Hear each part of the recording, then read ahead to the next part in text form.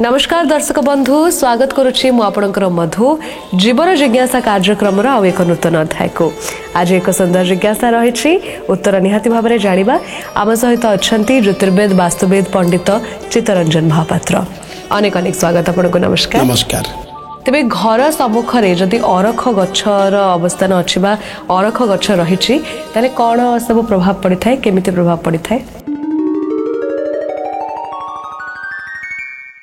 अरख गछ जदि कौन व्यक्ति घर आगे बा घर पार्श्व अच्छी केबे भी ताको काटिबे नहीं कौन परिस्थिति मध्य ताको घर दूरंतु नहीं कहीं ना अरख गछ बहुत उपकारिता रही जदि देखा आम अरख गछर शास्त्रानुमत किसी मुझे कही रखी अरख गछरे मेडिसिन औषधीय गुण बहुत अच्छे अरख गछरे अरख गछ साधारणतः दी प्रकार गोटे श्वेत अरख गोटे नील अरख जोटा कौचे बर्तन मध्य श्वेत अरख धला अरख आउ अरख फुलर जो धला फुल प्रदान करें श्वेत अरख कौचे जोटा ब्लू कलर फुल जोटा टी मिशा प्रदान करें अरख गछ फुल फुल से नील अरख कहुए जो भी अरख होना कहीं विशेष श्वेत अरख बहुत गुरुत्वपूर्ण बहन करे ये श्वेत अरख माँ लक्ष्मी कृपा लाभ करे अरख फुल रे शिवंकर बहुत प्रिय होता है भगवान शंकर अरख फुल जी भगवान शंकर को लगी करती शंकर प्रसन्न होता तो विशेष भाव में अरख गछ घर कि वास्तु दोष मत भी खंडन करे अर्थात घर को नजर लगुच घर पर बारंबार व्यक्तिर दृष्टि पड़ुची आप भल घरटे कर दृष्टि नजर लगुच आपण आगू को बढ़ी जाऊँ बोली किए नजर लगुच यदि घर आगे अरख गछटे थी से नजर दोष कटिज प्रथम तो कह दुई रे अरख गछ घर आगे प्रत्येक दिन फूल पानी दे पूजा कले बा रहिले मध्य भी धनर अभाव रही से घरे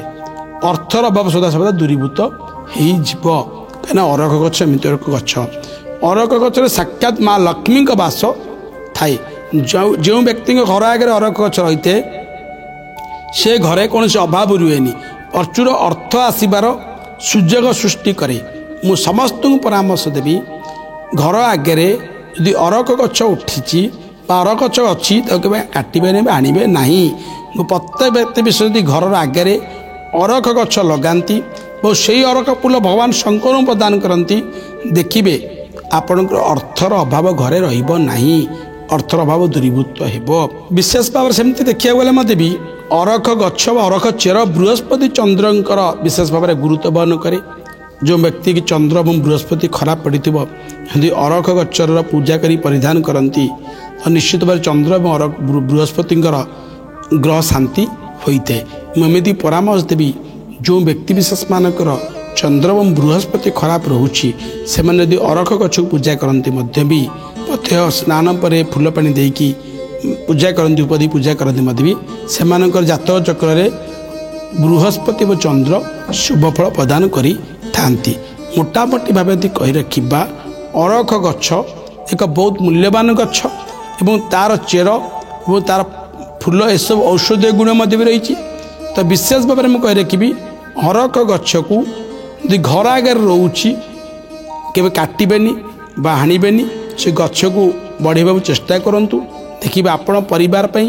माँ लक्ष्मी कृपा सहित प्रभु शिवशंकर भगवान शंकर कृपा सानिध्य लाभ करें। अति सुंदर बहुत बहुत धन्यवाद निहाती भाव में एमती सुंदर सुंदर जिज्ञासा माध्यम आपण पाखक आसुब जीवन जिज्ञासा कार्यक्रम माध्यम देखा भूलें आज विदाय दिंतु। नमस्कार।